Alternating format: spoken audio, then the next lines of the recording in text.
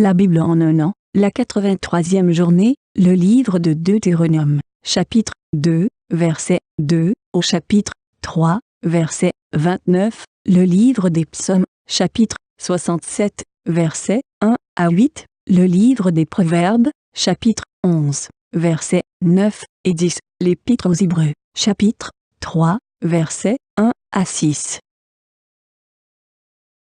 Le livre du Deutéronome, chapitre 2. L'Éternel m'a dit, « Vous avez assez longtemps tourné autour de cette région montagneuse. Tournez-vous vers le nord.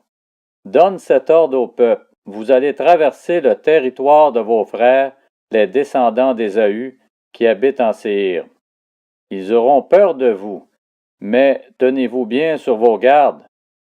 Ne les attaquez pas, car je ne vous donnerai dans leur pays pas même de quoi poser la plante du pied.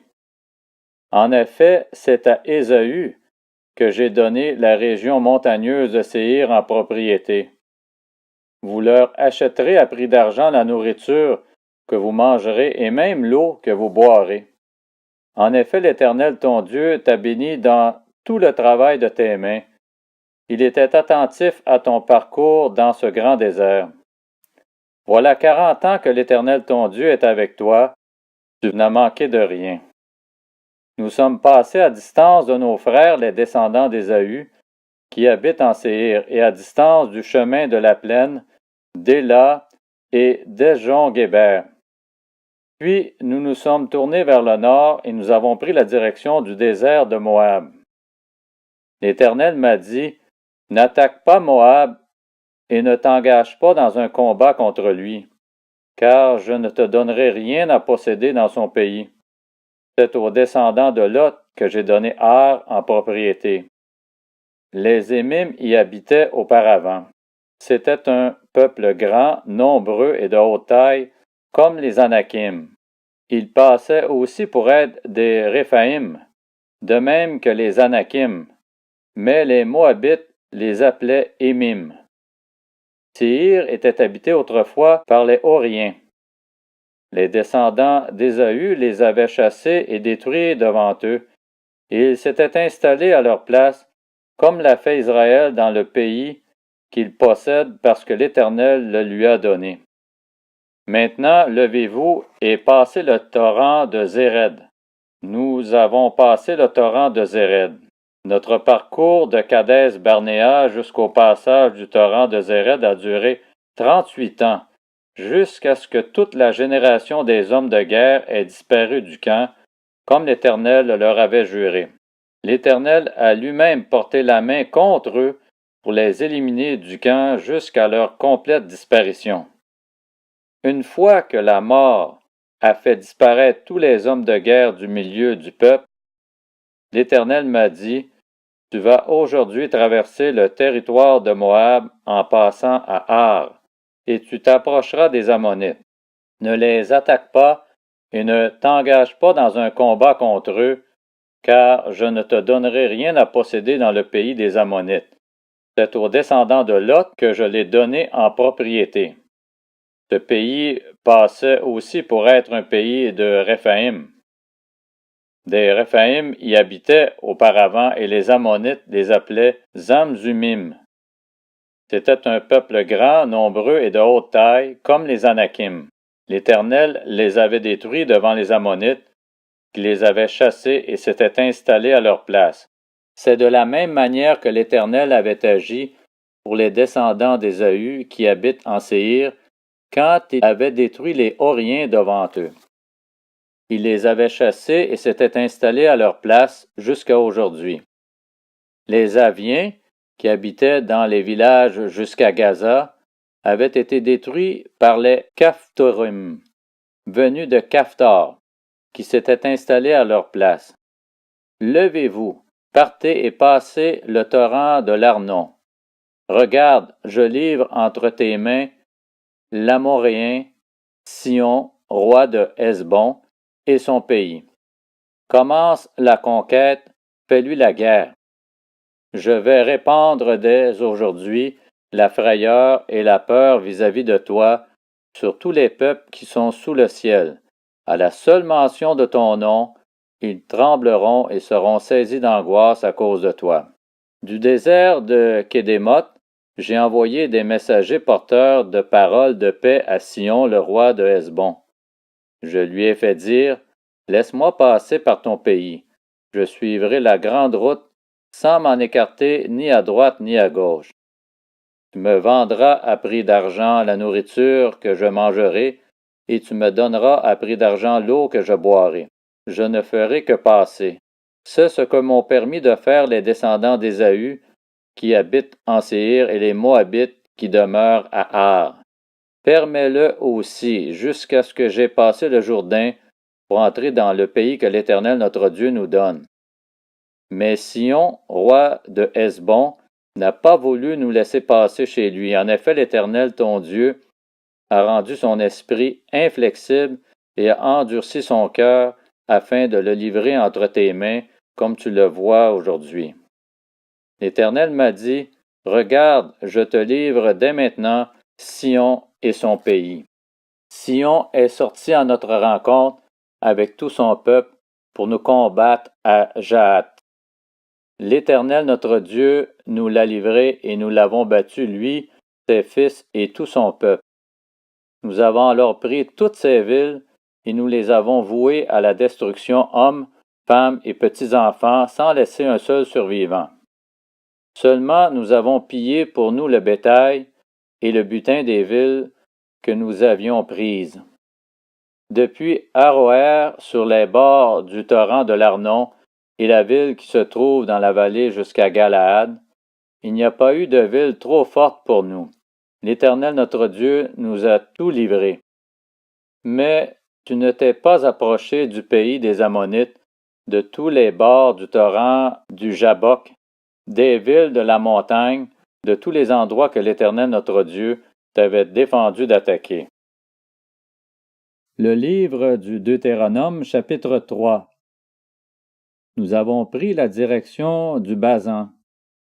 Or le roi du Basan est sorti à notre rencontre avec tout son peuple pour nous combattre à Édréi. L'Éternel m'a dit, « N'aie pas peur de lui, car je le livre entre tes mains ainsi que tout son peuple et son pays. Tu le traiteras comme tu as traité Sion, le roi des Amoréens qui habitait à Hesbon. » Et l'Éternel notre Dieu a livré encore entre nos mains Og, roi du Basan, avec tout son peuple. Nous l'avons battu sans laisser un seul survivant. Nous avons alors pris toutes ces villes, et il n'y en a pas une qui ne soit tombée en notre pouvoir. 60 villes, toute la région d'Argob, le royaume d'Og en Basan. Toutes ces villes étaient fortifiées avec de hautes murailles, des portes et des barres. Il y avait aussi un très grand nombre de villes sans murailles. Nous les avons vouées à la destruction, comme nous l'avions fait pour Sion, roi de Hesbon. Nous avons consacré toutes les villes par la destruction, hommes, femmes et petits-enfants. Mais nous avons pillé pour nous tout le bétail et le butin des villes. C'est ainsi que, à cette époque-là, nous avons pris aux 2 rois des Amoréens le pays qui est situé de l'autre côté du Jourdain et qui s'étend du torrent de l'Arnon jusqu'au mont Hermon. Les Sidoniens donnent à l'Hermon le nom de Sirion et les Amoréens celui de Sénir. Nous leur avons pris toutes les villes de la plaine, tout Galaad et tout le Basan, jusqu'à Salca et Édréi, villes qui appartenaient au royaume d'Og en Basan. Og, le roi du Basan, était le seul survivant du peuple des Réphaïm. Son lit, un lit en fer, ne se trouve-t-il pas à Rabat, la capitale des Ammonites? Il mesure 4 mètres et demi de long et 2 de large. Nous avons alors pris possession de ce pays. J'ai donné aux Rubénites et aux Gadites le territoire qui s'étend d'Aroër sur le torrent de l'Arnon jusqu'à la moitié de la région montagneuse de Galaad avec ses villes. J'ai donné à la moitié de la tribu de Manassé le reste de Galaad et tout le royaume d'Og en Basan, toute la région d'Argob avec tout le Basan. C'est ce qu'on appelait le pays des Réphaïm. Jaïr, le descendant de Manassé, a pris toute la région d'Argob jusqu'à la frontière des Gushériens et des Maacassiens. Il a donné son nom au village du Basan appelé aujourd'hui encore Bourg de Jaïr. J'ai donné Galaad à Makir. Aux Rubénites et aux Gadites, j'ai donné une partie de Galaad jusqu'au torrent de l'Arnon, dont le milieu sert de frontière, et jusqu'au torrent du Jabbok, qui marque la frontière avec les Ammonites. Je leur ai donné encore la plaine, qui est limitée par le Jourdain et s'étend de Génézareth jusqu'à la mer de la plaine, la mer morte, et jusqu'au pied du Pisga vers l'est. À cette époque-là, je leur ai donné cet ordre. L'Éternel, votre Dieu, vous livre ce pays pour que vous le possédiez. Vous tous, les soldats, vous marcherez tout équipés devant vos frères, les Israélites. Seuls vos femmes, vos petits-enfants et vos troupeaux, je sais que vous avez de nombreux troupeaux, resteront dans les villes que je vous ai données, jusqu'à ce que l'Éternel ait accordé du repos à vos frères comme à vous et qu'ils possèdent eux aussi le pays que l'Éternel votre Dieu leur donne de l'autre côté du Jourdain. Alors vous retournerez chacun dans l'héritage que je vous ai donné. À cette époque-là, j'ai donné cet ordre à Josué. Tes yeux ont vu tout ce que l'Éternel votre Dieu a fait à ces deux rois. C'est ainsi que l'Éternel agira envers tous les royaumes contre lesquels tu vas marcher.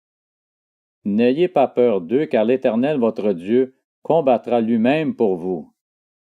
À cette époque-là, j'ai imploré la grâce de l'Éternel en disant, Seigneur Éternel, tu as commencé à montrer à ton serviteur ta grandeur et ta main puissante. En effet, quel Dieu y a-t-il dans le ciel et sur la terre qui puisse imiter tes œuvres et ton extraordinaire façon d'agir? Laisse-moi traverser, je t'en prie, laisse-moi voir ce bon pays de l'autre côté du Jourdain, ces belles montagnes et le Liban. Mais l'Éternel était irrité contre moi à cause de vous, et il ne m'a pas écouté. L'Éternel m'a dit, en voilà assez. Ne me parle plus de cette affaire. Monte au sommet du Pisga, porte tes regards vers l'ouest, le nord, le sud et l'est, et contemple le pays de tes yeux, car tu ne passeras pas le Jourdain. Donne des ordres à Josué, fortifie-le et affermis-le, car c'est lui qui marchera devant ce peuple et qui le mettra en possession du pays que tu verras. Nous sommes restés dans la vallée vis-à-vis de Beth-Péor. Le livre des Psaumes, chapitre 67. Au chef de chœur avec instrument à cordes.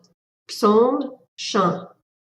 Que Dieu nous fasse grâce et nous bénisse, qu'il fasse briller son visage sur nous. Ainsi l'on connaîtra ta voix sur la terre et ton salut parmi toutes les nations. Les peuples te louent, ô Dieu, tous les peuples te louent. Les nations se réjouissent, elles sont dans l'allégresse, car tu juges les peuples avec droiture et tu conduis les nations sur la terre. Les peuples te louent, ô Dieu, tous les peuples te louent. La terre donne ses produits. Dieu, notre Dieu, nous bénit. Dieu nous bénit, et toutes les extrémités de la terre le craignent. Le livre des Proverbes, chapitre 11. Par sa bouche, l'impie perd son prochain, tandis que les justes sont délivrés par leur connaissance. Quand les justes sont heureux, la ville est dans la joie, et quand les méchants disparaissent, on pousse des cris d'allégresse. L'Épître aux Hébreux, chapitre 3. Ainsi donc, frères et sœurs saints, vous qui avez part à l'appel céleste, portez vos pensées sur l'apôtre et le grand prêtre de la foi que nous professons, Jésus-Christ. Il est resté fidèle à celui qui l'a établi, tout comme Moïse l'a été dans toute sa maison. En effet, il a été jugé digne d'une gloire supérieure à celle de Moïse, dans la mesure où celui qui a construit une maison reçoit plus d'honneur que la maison elle-même. Toute maison est construite par quelqu'un, mais celui qui a construit toute chose, c'est Dieu. Moïse a été fidèle dans toute la maison de Dieu comme serviteur, pour témoigner de ce qui allait être dit, mais Christ l'est comme Fils à la tête de sa maison. Or, sa maison, c'est nous, pourvu que nous retenions fermement jusqu'à la fin la confiance et l'espérance dont nous tirons notre fierté.